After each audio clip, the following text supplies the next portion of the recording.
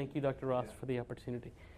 But really what my objective tonight is to give you really a conversational understanding of nitric oxide. It's probably one of the most complicated molecules and enzymatic productions of any given molecule in the human body. It has a half-life of less than 1 second, and so to be able to recapitulate nitric oxide-based signaling in physiology has been a great challenge. In fact, big pharmaceutical companies have worked on this for probably at least 30 years, hundreds of millions, if not billions of dollars now in terms of research and development. And so what I want to do tonight is share with you kind of my 20-year journey in basic science, and to share with you some very simple observations that we had from basic science and how that made us change and pivot our understanding of how the body controls and regulates nitric oxide production. And so ultimately what I want to leave you here with is kind of some clinical pearls on how you can hopefully begin to recognize how you can apply nitric oxide-based therapies into patients that you probably otherwise wouldn't consider as a candidate for nitric oxide. And so, as Warren said, I was at University of Texas Medical School for a number of years. I'm now at Baylor College of Medicine there in the Texas Medical Center. But I thought I could spend probably 15 minutes or 10 or 15 minutes on these three, really just giving you kind of some basic understandings around nitric oxide biochemistry and physiology. From a clinical perspective, how to recognize a nitric oxide deficient patient, how to test for this, what are the clinical consequences, and then at the end I'm going to wrap this 17 years of basic science into the discoveries we've made and how we can translate that into clinical medicine.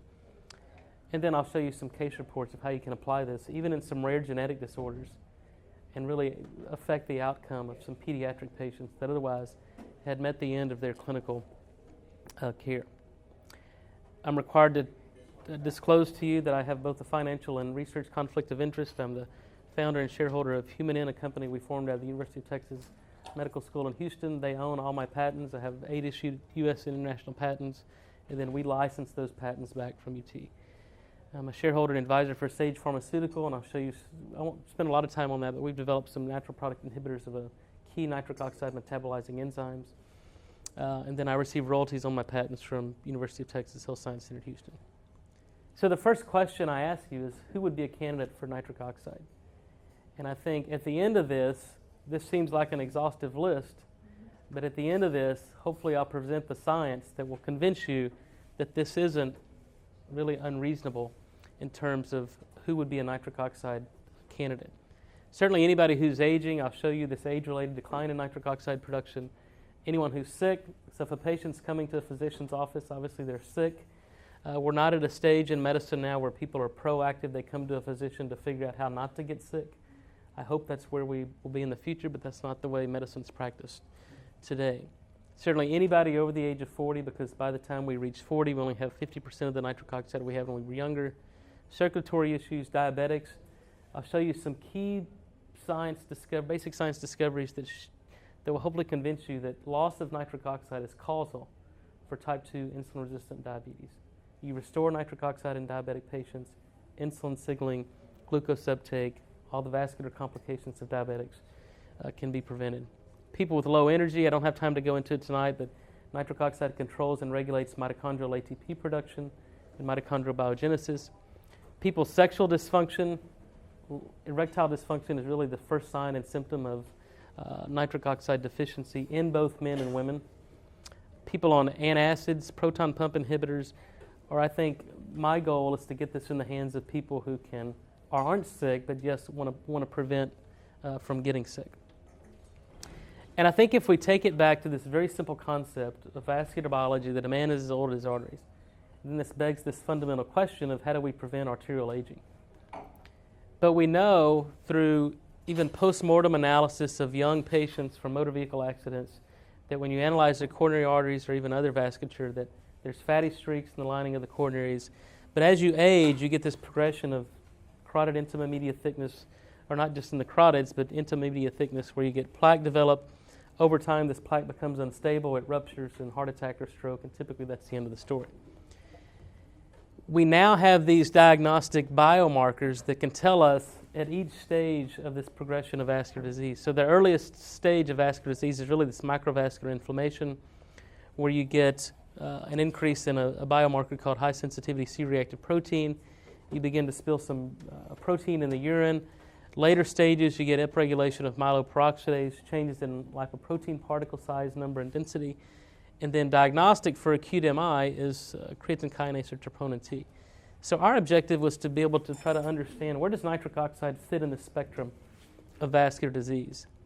And we've been able to mirror that now to look at endothelial function or endothelial dysfunction and this onset and progression of vascular disease. And so you can basically mirror this whole progression of disease about how well this patient makes nitric oxide.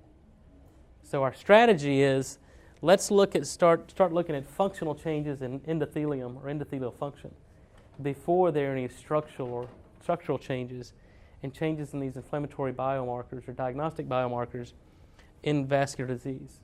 And so that takes really a change in paradigm and new treatment and diagnostic modalities to understand what nitric oxide status is in individual patients, hopefully before they get sick. This is the molecule, I think, obviously with my bias, probably one of the most important molecules, but it's very simple. It's one nitrogen, one oxygen, has a free electron, so it's a free radical. And most people were thought that these free radicals were toxic, damaging molecules, and oxygen radicals are because they'll scavenge other electrons. But because of the polarity of this nitrogen and oxygen bond, NO actually acts as an electron donor.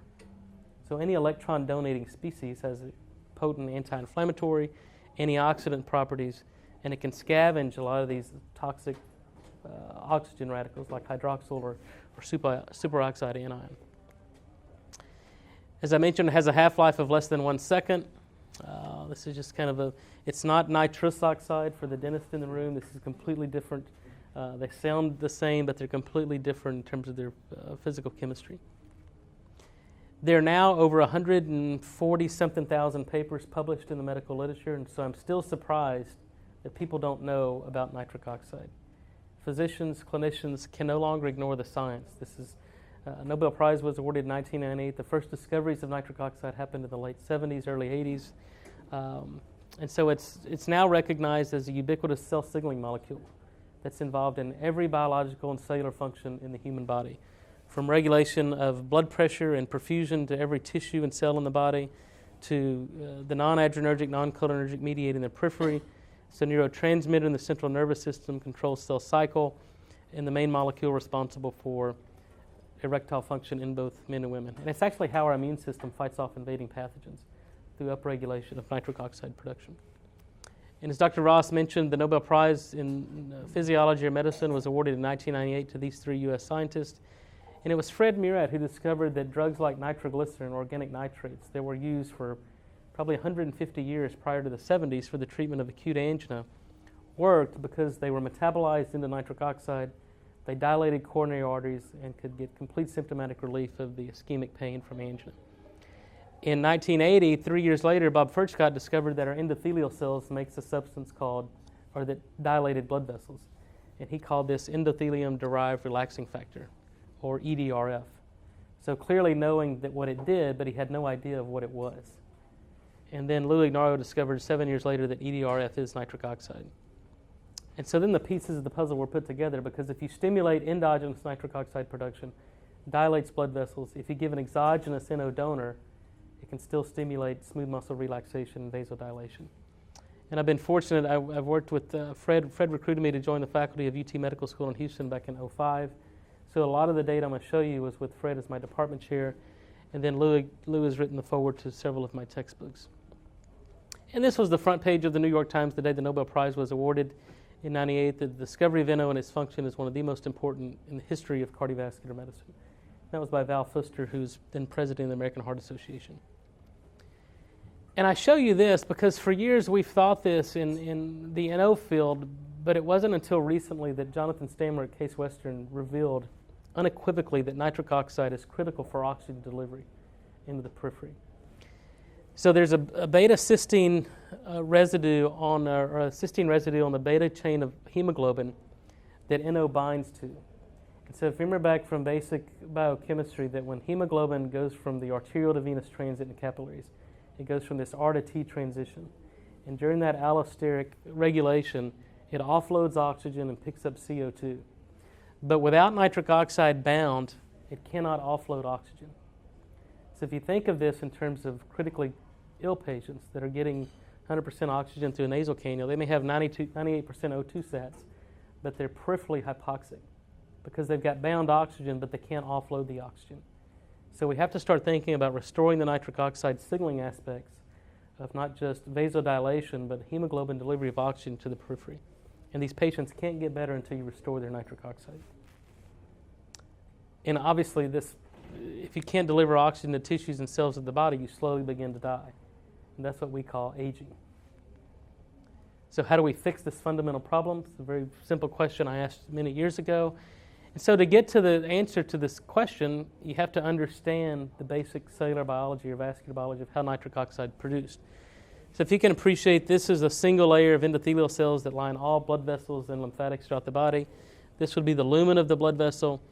And this is the smooth muscle that surrounds all blood vessels. Then when smooth muscles contract, you get a constriction of blood vessels. When smooth muscle relaxes, you get dilation. So when we begin to exercise, this induces shear stress. That's why exercise is medicine. And when you have a functional endothelium, that tells this enzyme to make nitric oxide. And the first pathway to be discovered was the oxidation of arginine to nitric oxide. And so once nitric oxide is produced, it's a gas, so part of it diffuses into the lumen of the blood vessel where it interacts with platelets and monocytes and neutrophils, prevents them from sticking to the lining of the blood vessels. But part of it diffuses into the underlying smooth muscle where it activates an enzyme called guanylyl cyclase. And this is the enzyme that Dr. Murad worked on for a number of years that converts GTP, or guanosine triphosphate, into cyclic GMP. And then cyclic GMP is the second messenger that elicits this calcium-dependent mechanism that causes smooth muscle relaxation. This is also the mechanism of action of PD5 inhibitors or erectile dysfunction drugs. So there's an enzyme called phosphodiesterase that degrades cyclic GMP into GMP and inorganic phosphate. And so if you can prevent the breakdown of cyclic GMP, you can potentiate vasodilation and improve erections in men with ED.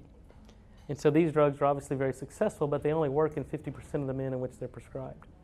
So the etiology of erectile dysfunction isn't an overactive phosphodiesterase enzyme, it's insufficient nitric oxide production in the endothelium.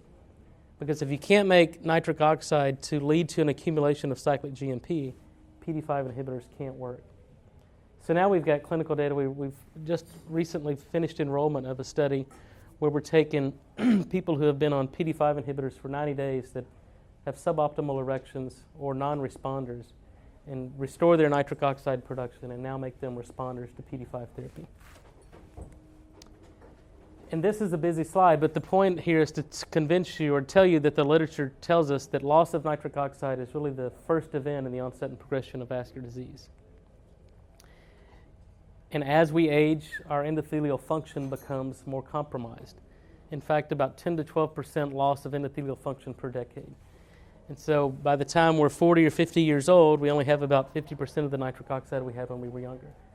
And so I don't think it's coincident that that's the time you start to feel the effects of aging. You don't perform as well as you did in the boardroom, the athletic field, or even the bedroom. In fact, 50% of the men over the age of 40 have some signs of erectile dysfunction. Again, leading to this causal event of loss of nitric oxide. So when you lose the ability to make nitric oxide, how do these patients present? Obviously, their blood pressure increases. They have advanced atherosclerotic disease. Platelets have their own nitric oxide synthase enzyme that when it becomes disrupted, they develop coagulopathies. Alzheimer's or vascular dementia, when you lose the ability to perfuse certain regions of the brain on demand, you lose function. ED, PAD, immune dysfunction, uncontrolled cell proliferation, and even cancers. So again, it begs basic questions of how do we control and regulate nitric oxide production? Because if all these diseases and symptoms that are age-related revolve around the loss of production of nitric oxide, if you fix that, then you can fix a lot of the downstream effects. And the take-home message here is it's damn complicated. And so people have spent their entire academic careers studying this single molecule or this enzyme called nitric oxide synthase. And so people thought for years, well, I'll just give arginine and generate nitric oxide. But there's an enzyme called nitric oxide synthase that through a 5-electron oxidation, converts this guanidino nitrogen into nitric oxide. And it's the dysfunction of this enzyme that occurs with age. And so the other important biochemical component here is that the Michaelis constant of nitric oxide synthase, which is the concentration of arginine that's needed to theoretically saturate 50% of the enzyme, is only 5 micromolar. And in the sickest of the sick patients, their plasma levels and intracellular concentrations of arginine are 100 to 200 micromolar. So more than 20 to 40 times higher than what's needed to saturate the enzyme. So this tells us that L-arginine is not the rate-limiting step. L-arginine deficiency is not the rate-limiting step in nitric oxide production. And it's the only human enzyme known to require 8 different cofactors and substrates. And really the rate-limiting step is oxidation of tetrahydrofolate, which uncouples this enzyme. And when you uncouple the enzyme, it generates superoxide instead of nitric oxide. So giving arginine to a patient with endothelial dysfunction can actually make things worse instead of making them better. We've discovered that we can extend the biological half-life of nitric oxide from 1 second out to tens of minutes or hours because it can bind to the cysteine residue of glutathione and be transported as an S-nitrosoglutathione. It's oxidized to nitrite, nitrate, and I'll show you how the oral bacteria are responsible for reconverting these oxidative metabolites into bioactive nitric oxide that can then affect systemic blood pressure. This is a 2011 Nature Medicine paper we published, and I'll bring this back at the end of this study from these urea cycle patients. But this was a fundamental discovery that we've discovered a new protein complex, that the regulation of nitric oxide production is part of the urea cycle, and that the cell doesn't use extracellular L-arginine to make nitric oxide. It uses arginine that comes from citrulline through the partial urea cycle. And so that arginine goes to make nitric oxide, you get citrulline as the byproduct, and then you've got this intramolecular shuttling of these substrates that's really spatially and temporally controlled of nitric oxide production. And if you don't have one of these enzymes, which is an inborn error metabolism, these patients become nitric oxide deficient, and I'll show you at the end of the talk of how we're able to fix a very rare genetic disorder simply by providing nitric oxide. So as Warren said, I'm from Texas. I ask very simple questions. We're not very complicated people in the South. And so the very basic question we asked years ago was, if we enhance nitric oxide production in the heart, could we prevent injury from heart attack? And then if we could protect the heart, could then we trace this phenotype biochemically and develop some biomarkers that had prognostic or diagnostic utility? So we used transgenic mice in this, and this was a study in collaboration with David Leffer, that you can overexpress the nitric oxide synthase enzyme only in the heart, in the cardiac myocytes. And this enzyme is active because it's spitting out a lot of nitric oxide that's oxidized to nitrite, nitrate, and these NO-modified proteins.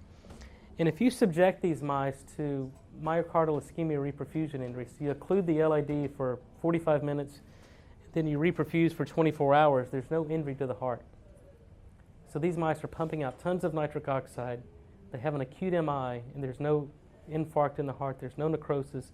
The echocardiographic analysis shows that there's no functional impairment of these hearts that have been no flow ischemia for 45 minutes. And so we begin to look at what's happening in other tissue. So the heart's protected, but what's happening in other tissue? So we took the liver of these mice and found that the liver biochemistry was modified. So understanding that nitric oxide couldn't survive transit from the heart to the liver, there had to be something else happening. And it was a clean transfection because there wasn't overexpression of the enzyme. And so we go, what's the meaning of this? And so if we occlude the blood flow to the liver for 1 hour and then reperfuse for 5 hours, you can completely protect the liver from damage as measured by these liver enzymes. And so these data took us probably 3 years to get published because no one believed the data. There was actually a hormone function or an endocrine function of nitric oxide. That nitric oxide produced in the heart could protect the liver from injury. And so this PNAS paper from 2008, I think, was the first demonstration that there was an endocrine effect of nitric oxide. And so this was my aha moment, because really if we wanted to affect distal organ protection, all we had to do was generate nitric oxide in a single biological compartment. And then moving to another kind of therapeutic strategy, that is 50% of the nitric oxide, total body nitric oxide, was determined by foods and the presence or absence of oral bacteria, then this offered a new therapeutic strategy to restore nitric oxide. So again, we did some very simple experiments. We did a dietary intervention in mice. We excluded nitrite and nitrate from their diet. So nitrate comes primarily from green leafy vegetables. The standard rodent chows have some in there, but if we delete that from the diet, we can affect the the biochemistry. We can downregulate these NO metabolites. If we give it back in the drinking water, we can actually restore back to normal control mice.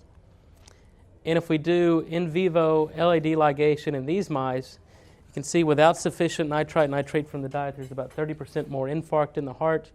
50% of these mice don't survive out to 24 hours. So increased mortality, increased infarct. If we give it back in the drinking water, 100% survive out to 24 hours, and there's less infarct in the heart. So this gave us indication that we could affect the outcome from acute MI simply by a dietary intervention. And there was evidence being presented in the literature that if you gave beetroot juice, there was a lot of athletes after the 2012 Olympic Games in London that were drinking beetroot juice because it enhanced their performance. And you could actually reduce blood pressure and affect platelet activity simply by drinking beetroot juice. And so the problem was, and we began to get into that, but there were so-called non-responders. We thought it was these genetic single nucleotide polymorphisms. And so we began to look at different testing modalities of different SNPs. And this is where basic science really leads to a disservice to clinicians, because for 17 years I've focused simply on this reaction. And that happens in basic science. We forget that everything is connected to gears and wheels. So if this pathway is disrupted, everything backs up biochemically. And similarly, if an MTHFR SNP is a problem, then it affects everything downstream and upstream. And so the reason I show you this is because the methyl tetrahydrofolate reductase enzyme, and these are very common SNPs in patients, is that by definition they become nitric oxide deficient because they've lost the ability to reduce BH4 to BH2 to BH4, which is the rate-limiting step in nitric oxide production.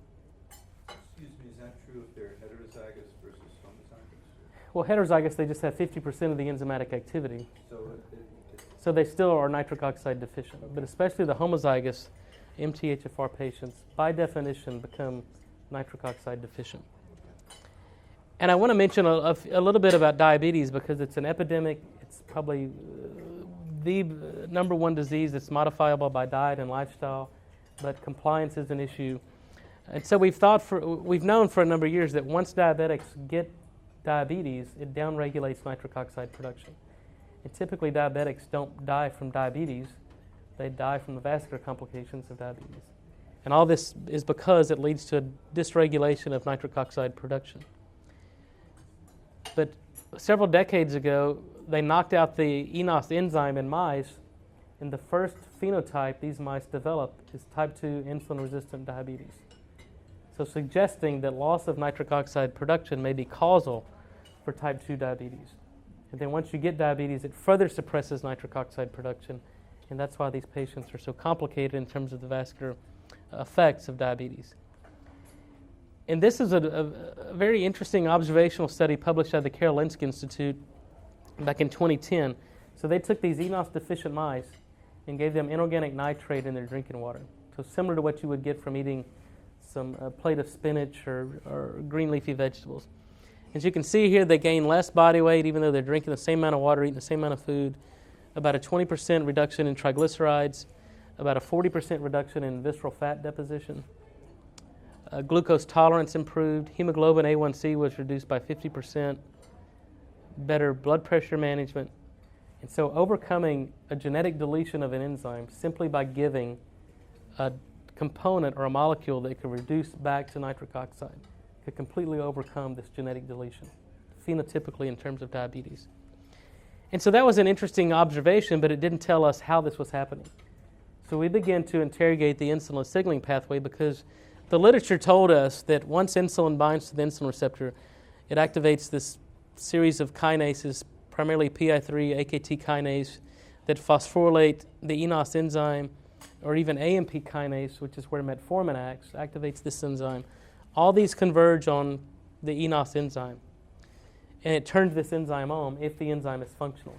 But we know in diabetics that this enzyme can't make nitric oxide. And so that's where the literature stopped. But we knew the terminal step in glucose uptake was GLUT4 translocation. So there was this disconnect between what happens with nitric oxide production and GLUT4 translocation. And so we basically solved this riddle by engineering some cells that had green fluorescent protein co-localized with GLUT4.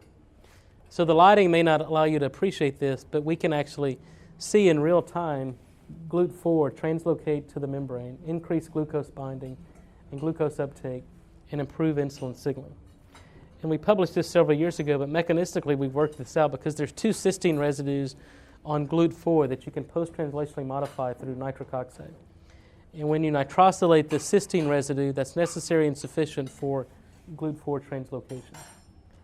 So if diabetics, which are nitric oxide deficient, there's a disruption in insulin signaling. If you restore nitric oxide production in diabetics, you can post-translationally modify this GLUT4 protein, translocate GLUT4, increase glucose uptake, and improve triglycerides, fasting glucose, and hemoglobin A1C levels in diabetics, and improve endothelial function in diabetics.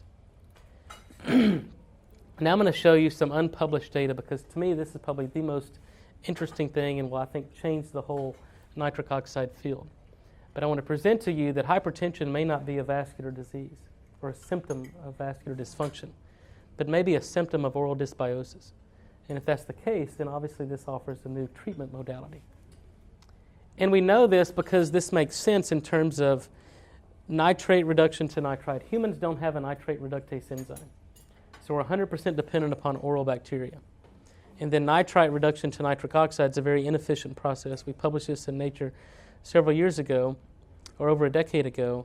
And so the natural product chemistry we've discovered can actually take this 0.01% reduction efficacy into 90%. So we can generate nitric oxide along the entire physiological oxygen gradient, whether it's on the arterial side or the venous side, on demand that's unaffected by oxygen. And this isn't a new concept. It's let food be thy medicine, medicine be thy food, the foundation of modern medicine. And so this begs the question of how much nitrate do we need? How much spinach do you need to eat if you want to affect blood pressure or reduce your blood pressure? And the literature tells us that you need at least 300 to 400 milligrams as a bolus to see any changes in blood pressure. But we know that the U.S. population of the so-called Western diet, you're only getting about 150 milligrams, and that's over 2 to 3 meals per day. So we become a nitrate-deficient diet, the population. And so the next question we asked was, well, how do we change the dietary guidelines? If we want to let food and diet and nutrition be our first line of defense against disease prevention or regulation of blood pressure, then how much broccoli do you need to eat? How much celery do you need to eat? Or how much kale or spinach? And so we did this study several years ago, and we went around to 5 U.S. cities. We went to Chicago, Dallas, Los Angeles, New York, and Raleigh, the 5 corners of the U.S. And we went to a single retail grocer and bought broccoli, cabbage, celery, lettuce, and spinach off the shelf, brought it back to the lab, and analyzed it. And so the purpose was to say, okay, how much nitrate are you going to get from these vegetables? And so the answer was, if you live in Dallas, you can eat about 4 stalks of celery and get enough nitrate to lower blood pressure.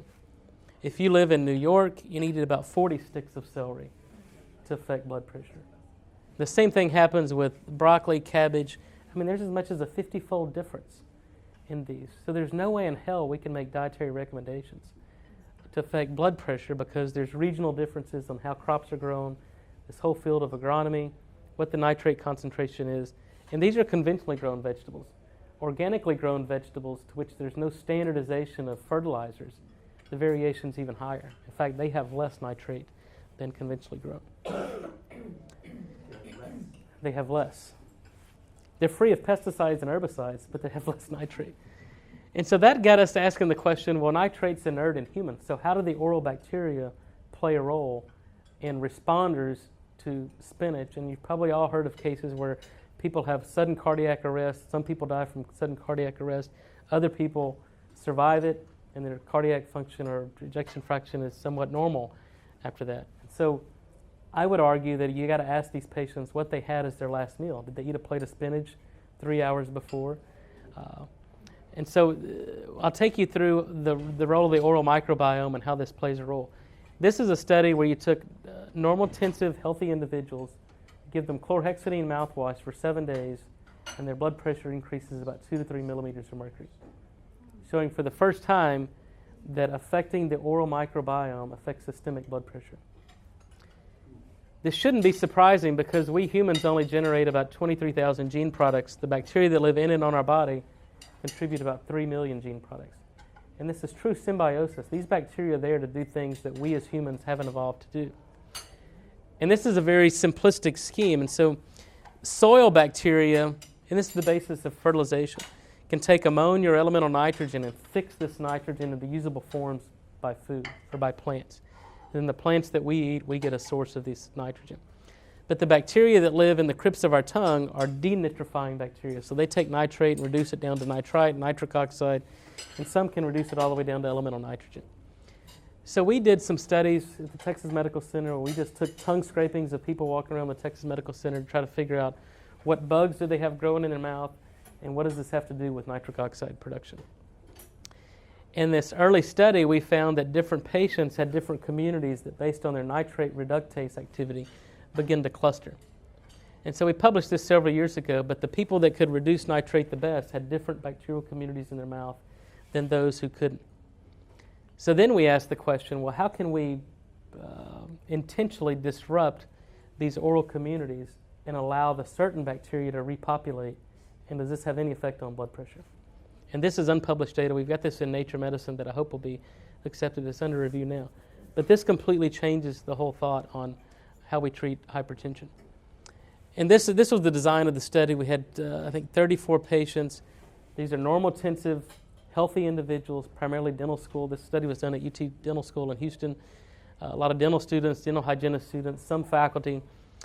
But we get blood pressure, we get their oral microbiome, we give them chlorhexidine twice a day for 7 days, monitor their blood pressure over these 7 days, then allow a 7-day off period. What bacteria recolonize and how does this affect blood pressure? Again, very simple, but this was a booger of a study.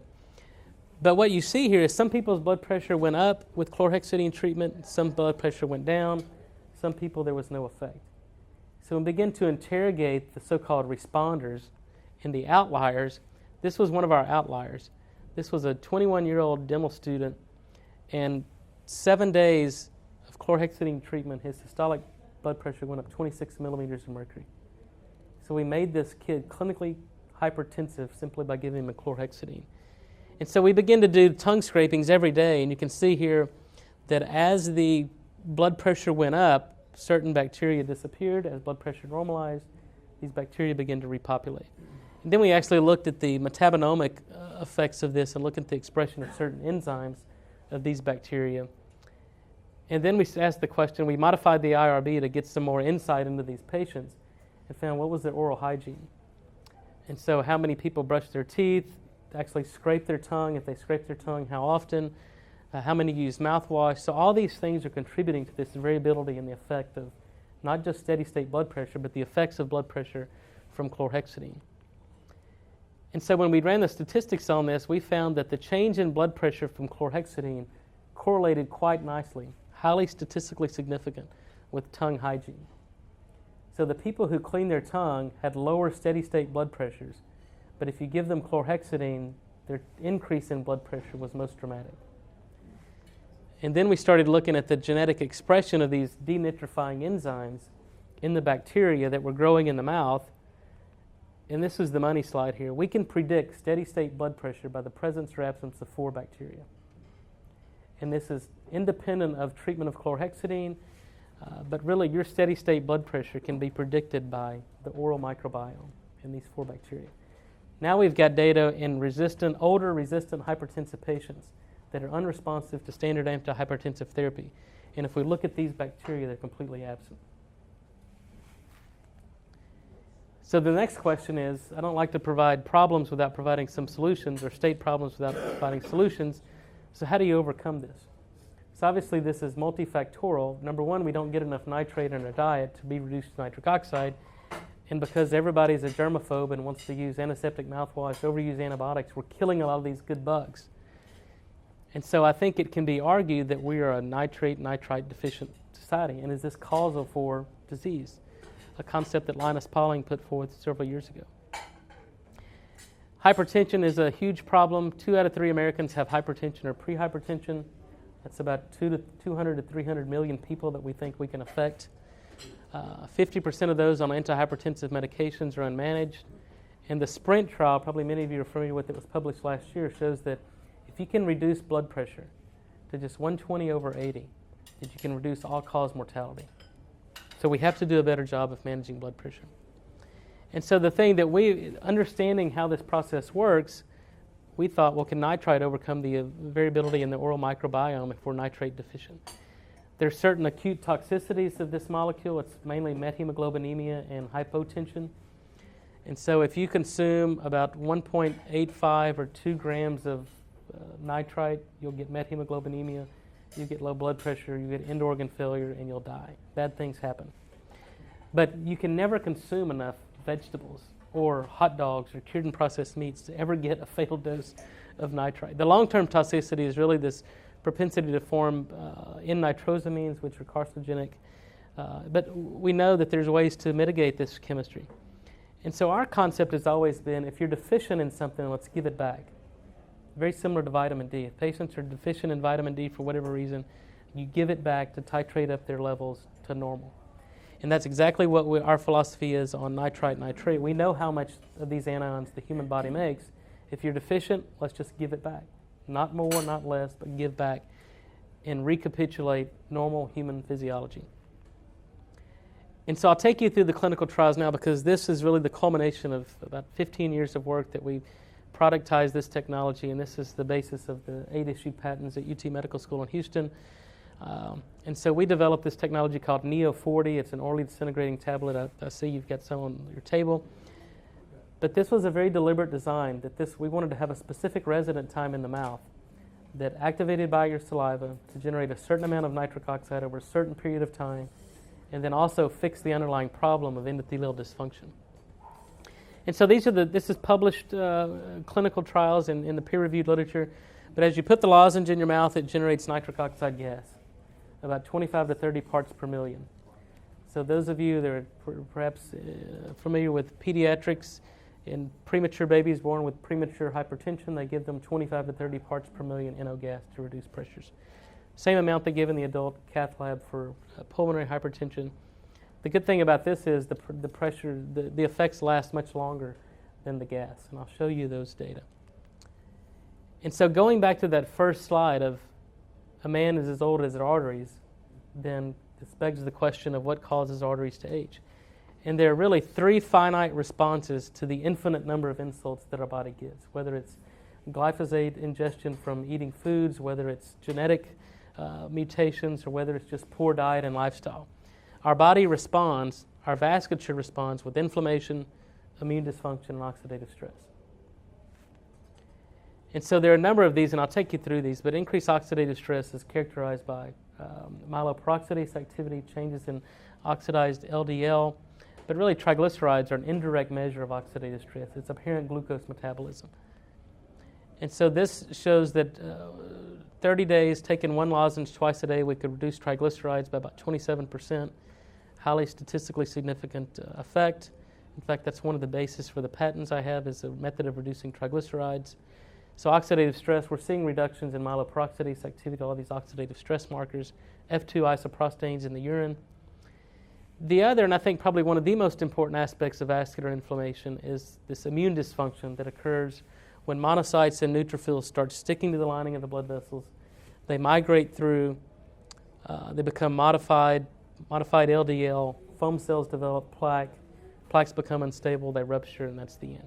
But it's also known that if you can prevent this earliest event of monocytes and neutrophils sticking to the lining of the blood vessels, you can prevent this whole cycle of vascular disease. And so this is real-time intravital microscopy of vascular inflammation. And so this is an inflammatory diet and the effects on vascular inflammation. So you can see the monocytes and neutrophils, they're sticking here. There's a little bit of traffic jam, a little bit of blood flow going through here. But this is a heightened state of vascular inflammation. And actually some monocytes have already migrated through. So this is a paper we published back in 2009, and we can assess an inflammatory score. if we give that same atherogenic diet, and this is a 6-week feeding study, but we give a source of nitric oxide to restore endothelial production of NO, you can see that the blood vessel is actually more dilated. The monocytes and neutrophils home along the endothelium, looking for sites of injury, looking to do their job, but they don't stick. So you can completely suppress the microvascular inflammatory response to a poor diet by giving nitric oxide.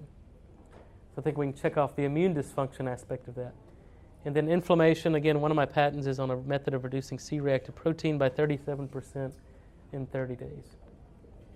So I think we've demonstrated, at least in these 6 published clinical trials in humans, that we can inhibit the causes of arterial aging simply by restoring nitric oxide production.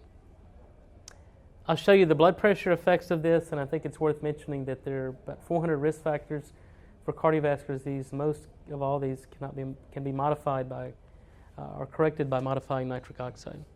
Hypertension is the number 1 risk factor for the development of the number 1 killer of men and women worldwide. And so I'll show you the results of this study. This is a double-blind, placebo-controlled crossover study, the gold standard in clinical trial design. But we looked at, these are naive hypertensive patients, get baseline data, look at the ultrasound of the carotid for 10 minutes, get systemic blood pressure after 20 and 60 minutes, pulse wave analysis after 30 minutes, and then 4 hours later, long after the lozenge is dissolved, what happens to the enzyme in the endothelium that makes nitric oxide? Because if we really want to improve patients' health, we've got to fix the underlying endothelial dysfunction. 3-week washout and then cross them over. And this is the data published several years ago, but you can reduce systolic and diastolic pressures by about 4 to 5 millimeters of mercury within 20 minutes. 60 minutes, there's a further statistically significant reduction. And then 4 hours later, you see about a 15% improvement in endothelial function. So I think this demonstrates that we've done what we set out to do. Well, number 1 is if the patient can't make nitric oxide, we make it for them. And then number 2, we fix the underlying endothelial dysfunction, or recouple the nitric oxide synthase enzyme in the endothelium. Interestingly enough, the higher the pressure, the bigger the effect. If you have normal or low blood pressure, we're not further reducing your pressures, which is a very important safety consideration. This is the left common carotid. You can see here, maybe with the lighting you can't see, but baseline we can get at this tonometer and get internal luminal diameter of about 0.52 centimeters. 10 minutes after the lozenge, the blood vessels dilated to 0.6 centimeters. And so this is a 13% increase in blood vessel diameter. If you apply simple laws of hemodynamics, that translates into a 34% increase in blood flow. And that's perfusing the brain. We see improvements in vascular dementia patients and in cognition, but this is just the carotid, but this also occurs in resistance arterioles, in feeding the skeletal muscle, feeding the sex organs, feeding the coronary arteries. This is the change in arterial compliance. Not only are we affecting systemic blood pressure, but central aortic pressure decreases, total vascular resistance decreases, and the augmentation index, which is a measure of arterial compliance or flexibility, improves. Prehypertension is a huge problem. These patients have pressures between 120 and 139.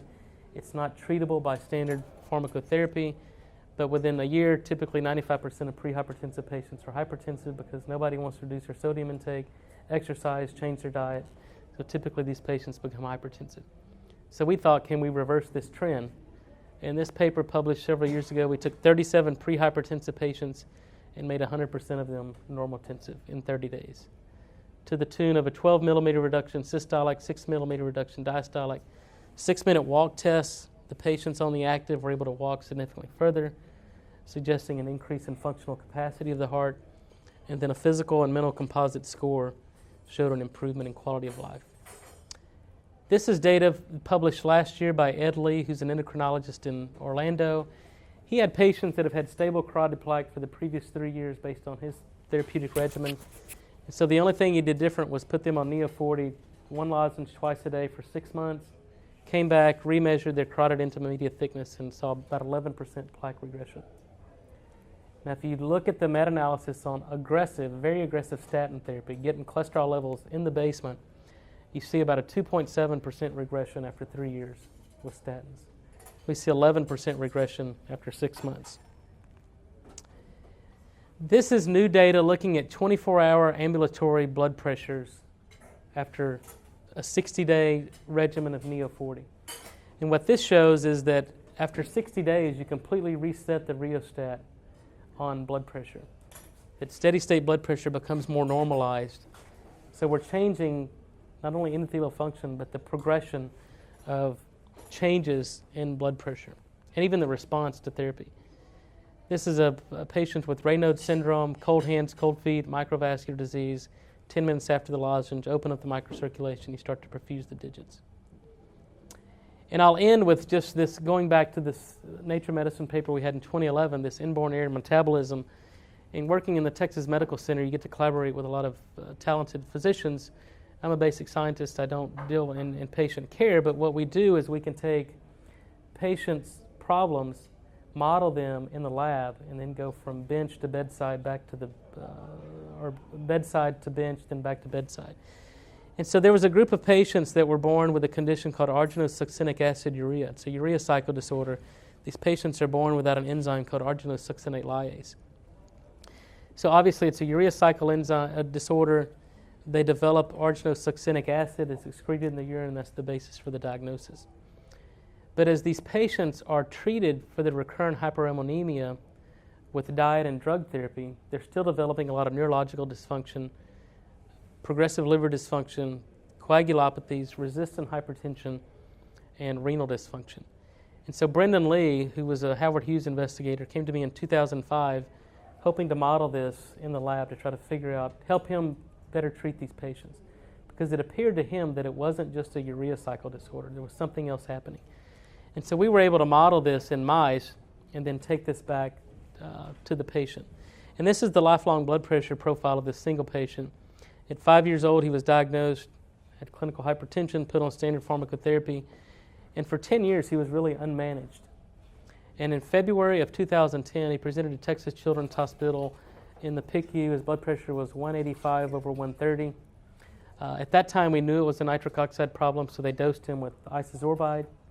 And he went home within 4 days, and he did quite well. But over time, standard with organic nitrate therapy developed tachyphylaxis. So he came back almost a year to the date, February 2011, taking 20 milligrams isosorbide 4 times a day, and his blood pressure was 185 over 115. We gave him a lozenge. Within 4 hours, his blood pressure was 135 over 80. We're now 5 years out, 6 years out. He's off all prescription medication. He graduated high school. This was on ABC Headline News. We published this back in the 2011 in the American Journal of Human Genetics. But to be able to overcome an inborn error in metabolism and to really correct a lot of the metabolic phenotypes of this rare genetic disorder simply by giving nitric oxide is really a feat. And these are the nice emails you get, and this really makes what I do worth it, because these are the nice emails you get at night from the parents. Not only have we basically saved him from his hypertensive crisis, but actually his cognition's improved. And he's able to beat his dad in chess for the first time. And I think I may show, I don't show it here, but he had severe left ventricular hypertrophy. A 15-year-old kid had the heart twice the size of a normal 15-year-old. Within 6 months, his heart had completely remodeled, left ventricular hypertrophy, all the dimensions of his heart had normalized. And so then this begs the question, I'll end with this because I think a fundamental question you have to ask yourself if you're intervening in patients, is this what nature intended? Are we tricking physiology, or are we restoring and recapitulating physiology? So the question we asked, and we didn't get these answers intentionally, these answers came to us indirectly, but is increasing nitric oxide production, plasma levels of nitrite plausible in humans, and is this a natural phenomenon?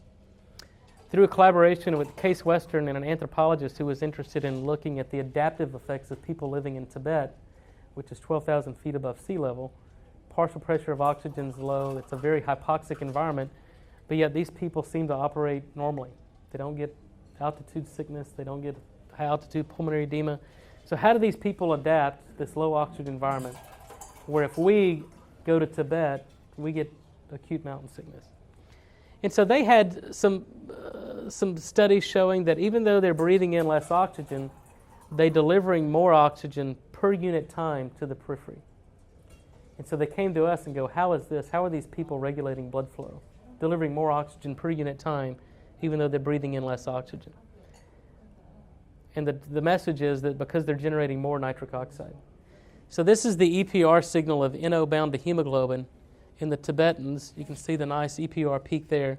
Plasma levels of nitrite and nitrate are about 50 to 100 times higher than people live in Cleveland or in Houston. So this is an adaptive effect. We've actually been able to recapitulate this. So if we take people that live in Ethiopia, which is about 6,000 feet above sea level, they have intermediate levels between us and Tibet. And if you take athletes and take them to altitude and train for a week, you can increase their nitric oxide output.